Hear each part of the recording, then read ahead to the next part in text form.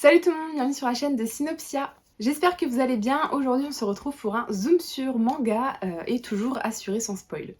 Aujourd'hui j'avais très envie de vous parler de Kamakura Diary qui est un manga en 9 tomes publié aux éditions Kana, écrit par Akimi Yoshida qui est l'autrice de Banana Fish. Et ici on la retrouve dans un genre plutôt différent puisque Kamakura Diary a été prépublié dans le magazine Flower et on le classerait donc plutôt tranche de vie comédie. Et c'est un manga qui excelle dans la description du quotidien et des petits moments de la vie au fil du temps qui passe. Sachez qu'il existe également un spin-off à cette histoire, mais qu'on n'a pas encore en France. Donc si Kana, vous passez par ici, s'il vous plaît, publiez ce spin-off parce que je l'attends beaucoup. On croise les doigts. Et aussi, vous pourrez retrouver l'œuvre adaptée sous forme de film qui s'appelle Notre Petite Sœur et que j'ai hâte aussi de découvrir pour pouvoir vous en parler par la suite. Puisque pour l'instant, je ne m'y suis pas attardée, mais j'aime tellement cette œuvre que, évidemment, tout ce qui a attrait à celle-ci, j'ai envie de m'y intéresser. Et du coup, de quoi ça parle? Kamakura Diary débute son récit sur un deuil. On y fait la connaissance des sœurs Koda qui apprennent la mort de leur père qu'elles n'ont pas vu depuis 15 ans alors qu'il quittait la maison pour son amante. Sachi, Yoshino et Shika sont désormais des femmes et ont connu beaucoup de changements dans leur famille, car si leur père les a abandonnées, leur mère aussi s'en est allée sans revenir. Finalement, les trois sœurs ne savent pas très bien comment réagir à la mort de leur père qu'elles n'ont plus revu, et pourtant, c'est lors de son enterrement qu'elles vont faire la connaissance de Suzu. Et Suzu, c'est une collégienne qui s'avère être leur demi-sœur. Et au fil des pages, Suzu se retrouve finalement à déménager à Kamakura pour aller vivre avec ses demi-sœurs. Et c'est ainsi que commence l'histoire de leur quotidien. Et donc avec ce récit, on entre dans le quotidien de ces quatre sœurs qui vont cohabiter. Et on va alterner entre l'école pour Suzu, qui est encore une collégienne, et monde du travail pour les trois sœurs, qui sont désormais des femmes, et qui donc ont chacune pris une voie professionnelle assez différente. Et beaucoup de personnages vont faire leur apparition petit à petit dans le récit, puisque pour chaque sœur, voilà, certaines interactions vont se faire avec d'autres personnages. Et c'est toujours bien amené, ce sont vraiment des relations qui transpirent le réalisme, je trouve. Certains personnages ont même un rôle assez conséquent puisque ils vont apporter chacun quelque chose à l'édifice de cette histoire. Ils ont chacun leur personnalité, leur propre histoire et du coup ça fait que voilà, on a vraiment un récit qui tient la route, un récit plein, tout en finesse finalement et qui nous donne vraiment envie de partager le quotidien de ces gens qui habitent à Kamakura. C'est un récit que je qualifierais quand même de bavard, voilà, parce que je pense notamment à des œuvres comme les mangas de Shuzo Shimi par exemple, qui sont très rapides à lire puisqu'il y a peu de texte et que vraiment la majorité des choses se passent sur le visage des personnages, sur l'ambiance qui se dégage du dessin. Là on est vraiment dans des dialogues poussés, des dialogues qui vont construire les personnages, qui vont leur donner une profondeur et qui va nous permettre de nous sentir chez nous avec les sœurs Koda. Donc voilà, si vous lisez Kamakura Diary, sachez que vous avez pour un bon moment de lecture parce que voilà, il y a beaucoup de choses à lire. C'est pas quelque chose que tu lis voilà, en 30 minutes, ça se lit en un peu plus de temps.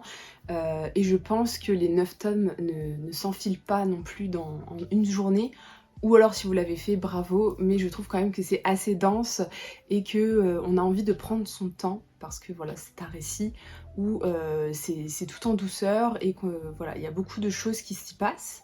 Et en même temps c'est le quotidien, donc c'est la vie, donc la vie défile tranquillement. Donc je trouve personnellement que c'est bien de pas forcément les enchaîner, de prendre son temps pour les lire et de pas avoir envie de les dévorer parce que vous verrez que la cadence du manga est très reposée. C'est ce qui se dégage de ce manga selon moi. Puisque j'ai personnellement adoré suivre le quotidien de cette petite sororité, voilà, aux liens familiaux assez complexes. On va les voir grandir, on va les voir évoluer, on va les voir choisir une vocation, faire des choix, se poser des questions.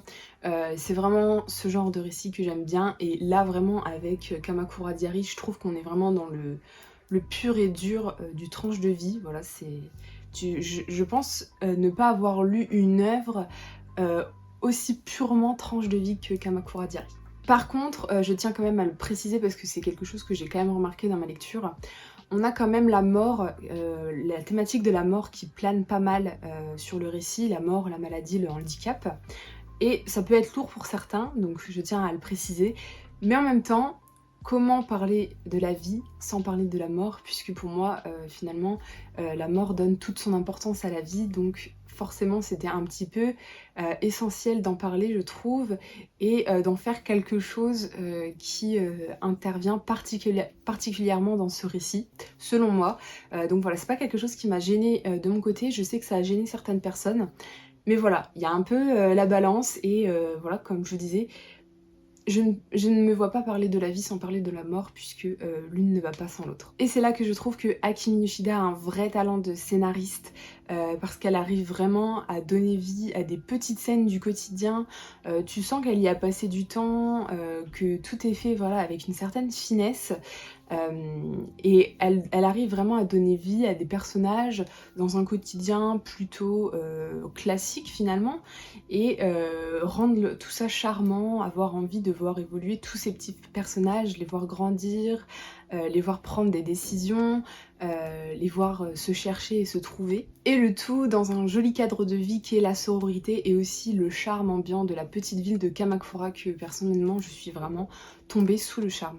Et du coup, je suis vraiment contente d'avoir découvert Akimi Yoshida avec celui-ci. Beaucoup l'ont découvert plutôt avec Banana Fish en premier, mais vu qu'il a été longtemps introuvable en France, mais est de retour, comme vous pouvez le voir. Je l'ai pas encore attaqué, j'attends un petit peu, mais j'ai très hâte, puisque évidemment j'ai adoré Akimi Yoshida avec celui-ci, donc j'ai hâte de voir ce qu'elle peut proposer dans Banana Fish. En tout cas, parce que Banana Fish, voilà, je me retiens de regarder l'anime depuis très longtemps, pour, voilà, avec l'espoir qu'il y ait une réédition, et cette réédition est arrivée. Et si vous aimez le tranche de vie, les petits récits posés, voilà, qui suivent le quotidien de personnes avec des sœurs en fait, pour lesquelles on va vraiment se prendre d'attachement, un fort attachement, je vous recommande à 100% cette lecture. Voilà, c'est en 9 tomes, c'est pas trop long, et pourtant vous en avez pour votre argent avec le temps de lecture, tellement c'est bavard. Et cette histoire a pris 11 ans à Akimi Yoshida pour être écrite, et on sent pourquoi, parce qu'elle a vraiment pris son temps.